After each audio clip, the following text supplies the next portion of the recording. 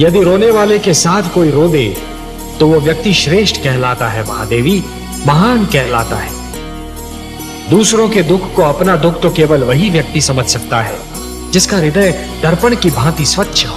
ये मैं बार बार यही कहता हूं कि कभी किसी को किसी का बुरा नहीं सोचना चाहिए, क्योंकि जो भी व्यक्ति किसी और का बुरा सोचता है अंत में उसका भी बुरा हो ही जाता है। जो भी व्यक्ति ये समझते हैं कि ये तंत्र मंत्र, ये सर्वनाश और अंधकार की शक्तियां केवल किसी और को ही क्षति पहुंचा सकती हैं, तो वो उनका भ्रम है। सत्य तो ये है महादेवी कि जो ईश्वर के सच्चे भक्त होते हैं, जो स्वयं ईश्वर पर संपूर्ण विश्वास करते हैं, ये तंत्र मंत्र की शक्तियां उनका बाल भी नहीं बांका कर सकती। इस प्रकार द्वेष और घृणा का मारा व्यक्ति पड़ोसी के घर को जलते हुए देख ये भूल जाता है कि उसी अग्नि की लपटें स्वयं उसका घर भी जला सकती हैं।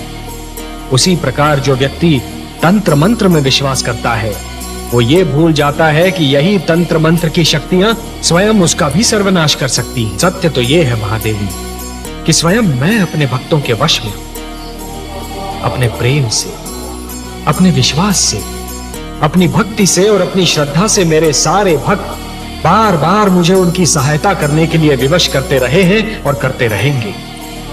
और मुझे अपनी इस विवशता पर कितनी प्रसन्नता होती है, इसका मैं क्या वर्णन करूं महादेवी, इसका मैं क्या वर्णन करूं महादेवी।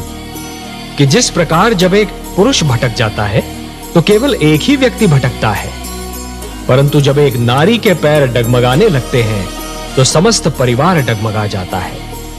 उसी प्रकार जब एक शिष्य भटकता है तो केवल एक ही छात्र भटक जाता है, परंतु जब एक गुरु भटक जाता है महादेवी तो समस्त छात्र समाज भटक जाता है। महादेवी, जो मृत्यु से डरते हैं वो जीवन जीने के लिए सिद्धांतहीन समझौते करने लगते हैं, और ऐसा सिद्धांतहीन जीवन मृत्यु से भी बुरा होता है महादेवी।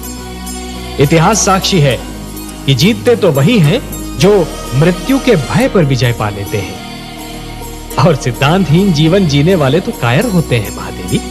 आपने सत्य कहा कमल नयन, मृत्यु से क्या भयभीत होना, वो तो एक दिन आकर ही रहेगी, किंतु मृत्यु के भय से जीवन का सुख चैन खोना मूर्खता है।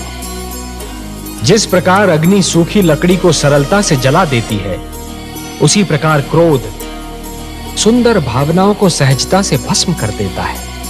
वो मेरे विरोधी है, इसलिए मेरा विरोध करने की धुन में वो विवेक तो क्या स्वयं को भी भूल गए हैं। मेरा विरोध करने की भावना उनकी विद्वत्ता पर भारी पड़ चुकी है महादेवी, और अब दैत्य गुरु शुक्राचार्य कोई भी सीमा पार कर सकते हैं। आश्चर्य है, क्या दैत्य गुरु शुक्राचार्य ये भी नहीं जानते कि सीमा से अधिक विरोध अपने ही दुख का कारण बन जाता है?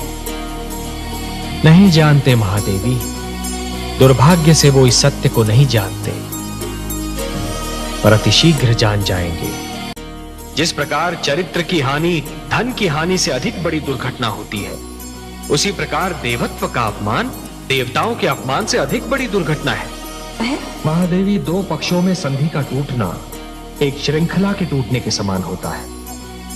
एक कड़ी टूट जाती है तो कड़ी पर कड़ी टूटने लगती है। महादेवी, मोती जिस डोर में पिरोए हुए होते हैं, यदि वो डोर ही टूट जाए तो सारे के सारे मोती भूमि पर बिखर जाते हैं, और इन बिखरे हुए मोतियों को दोबारा समेटना और फिर से उसी डोर में पिरोना ये सरल कार्य नहीं होता महादेवी। जानती हूँ कमल नयन, बसी बसाई नगरी को उजाड़ना सरल कार्य होता है, उसी नगरी को फिर से बसाना बहुत कठिन होता है।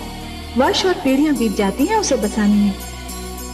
सत्य कहा महादेवी, समझौते का तोड़ना सदैव शत्रुता को जन्म देता है, और शत्रुता एक ऐसा विषैला पौधा है जिस पर केवल द्वेष के पुष्प और संदेह के कांटे ही उगते हैं, और ये द्वेष और संदेह कई पीढ़ियों तक अपना रंग दिखाते रहते हैं। पर ये जान लीजिए कि सृष्टि की हर वस्तु किसी न किसी सीमा में बंधी हुई है।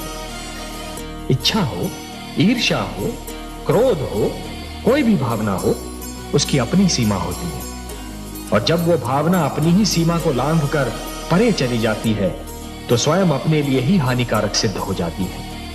ये प्रेम, ये स्नेह, और एक दूसरे का आदर करने की यह भावना ही मानव जाति को संस्कृति देगी, सभ्यता देगी, उसे उत्थान का मार्ग दिखाएगी। ये भावनाएं और इनको प्रदर्शित करने की शक्ति केवल मानव जाति को मिली है। यदि मानव ने इन भावनाओं की रक्षा की तो ये भावनाएं उसे जीवन की प्रेरणा देंगी, उन्नति की शक्ति देंगी, उसे शांति का मार्ग दिखाएंगी। और यदि मानव ने इन भावनाओं को त्याग दिया तो वो पशु और पिशाच के स्तर से भी नीचे जा गिरेगा।